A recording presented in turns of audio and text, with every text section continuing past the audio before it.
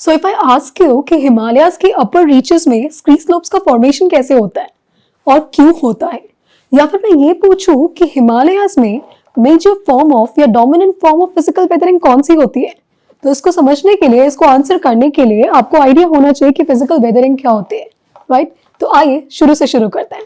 Good evening, this is Ekta Agrawal, Senior Mentor from Prep I. So today I'll be telling you about the topic of physical weathering. ये continuation में है जो chemical weathering हमने last time पढ़ा था, right? So physical weathering पे क्या आपको पता होना चाहिए? Basically, we'll understand about different types of physical weathering, and before that, physical weathering is actually what about and how is it different from chemical weathering, right? And इसके साथ ही हम end करेंगे कुछ बेसिक कंफ्यूजन से, या फिर basic आप बोल सकते हैं कुछ स्टेटमेंट्स जो हमें कंफ्यूजिंग लगते हैं। फॉर इंस्टेंस कि क्या तीनों प्रोसेसेस, तीनों in the sense physical, chemical and biological weathering, क्या ये एक साथ ऑपरेट होती है, वन बाय वन ऑपरेट होती है, राइट? क्या इसका इम्पैक्ट हर रीजन में, हर क्लाइमेट में सेम होगा या डिफरेंट होगा, right? So this will be some of the confusion. So let's begin. So first, as we know, physical weathering. Now here the thing is that weathering हमने पढ़ा disintegration होता है, right? अब मैं यहाँ पर फिजिकल वेदरिंग की बात करूँ। जैसे मैंने आपको बताया था, केमिकल वेदरिंग में केमिकल प्रोसेसेस के कारण, राइट, डिसोल्यूशन हो रहा था, ऑक्सीडेशन हो रहा था। इफ यू रिमेंबर, कार्बोनेशन की बात की थी, राइट? हमने प्रीलिम्स का एक क्वेश्चन भी देखा था। सो फिजिकल में क्या हो रहा है यहाँ पर? Let's say the process is called exfoliation. Basically एक सिंपल सा example, there is a surface, right? वहां पर जो है ऊपर का जो सरफेस है, जो टॉप लेयर है, राइट, उस पर जो हीट होगी वो ज्यादा इंपैक्ट करेगी कंपेयर टू जो लेयर्स नीचे दबे हुए हैं।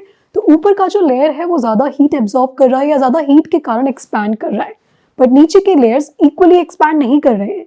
सो इस डिफरेंशियल एक्सपेंशन की वजह से क्या होगा, एंड रात में जब वो कूलिंग होगी तो फिर वो कंट्रैक्ट करेगा, एंड ये जब साइकिल रिपीट होती जाएगी तो over a period of time जो ऊपर का लेयर है वो नीचे के लेयर से सेपरेट हो सकता है, राइट? फ्रैक्चरिंग हो सकती है एक parallel to the surface, and वो लेयर्स में, शीट्स में अलग होना शुरू हो सकता है, राइट? सो इसको हम बोलेंगे फिजिकल वेदरिंग। इसमें क्या हो रहा है, एक फिजिकल रीजन की वजह से बेसिकली एक्सपेंशन हो रहा है एंड कंट्रैक्शन हो रहा है under the influence of different temperature, right?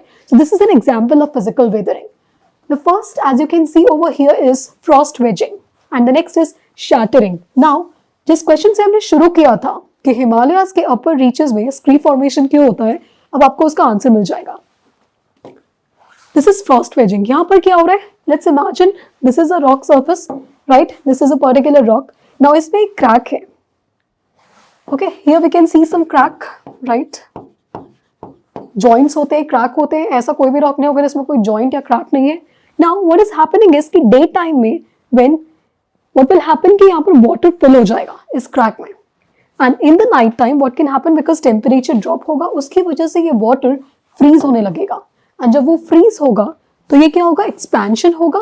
You can see the width over here and the width over here, it has changed, expansion हो रहा है। इस expansion की वजह से अब ये एक बार नहीं होगा, ये साइकिल चलती रहेगी, डे बाय डे ये होता रहेगा, and because of that धीरे धीरे ये क्रैक बड़ा होते जाएगा, and ये रॉक, ये बेसिकली जो एक रॉक थी ये दो ब्लॉक्स में टूट गई। मैंने क्या बोला, ब्लॉक डिसइंटीग्रेशन। सो यहाँ पर ये दो ब्लॉक्स में ऐसे टूट गया। सो यही हुआ, फिजिकल डिसइंटीग्रेशन हुआ रॉक का, राइट? सो क्या हो गया यहाँ पर, वेदरिंग हो गया।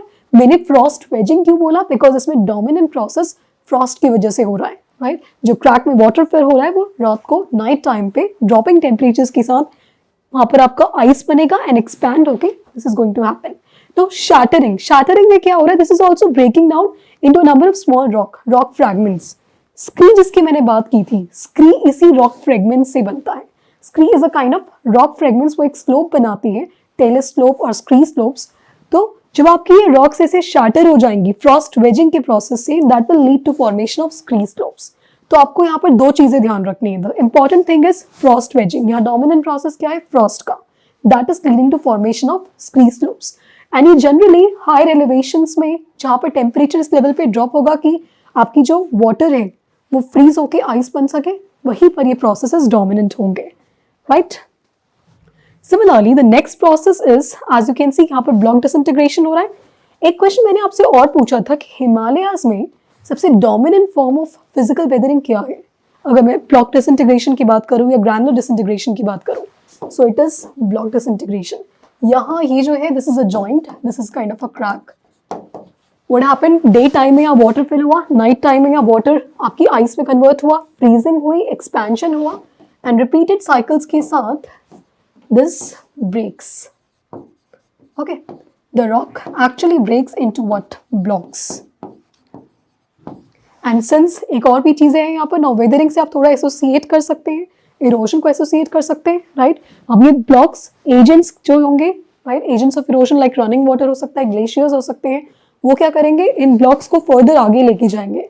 बिकॉज एक चीज आपको ध्यान रखनी है, weathering is an in situ process, very little to no movement, because it is an in situ process. Please remember that was one of the confusion जिसकी मैं बात कर रही थी।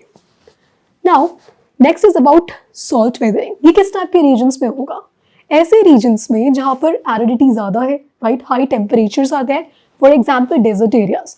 तो इस टाइप की वेदरिंग में होता क्या है कि you can see this, like you can see this pores, आप देख सकते हैं यहाँ पर, यहाँ क्या हुआ है,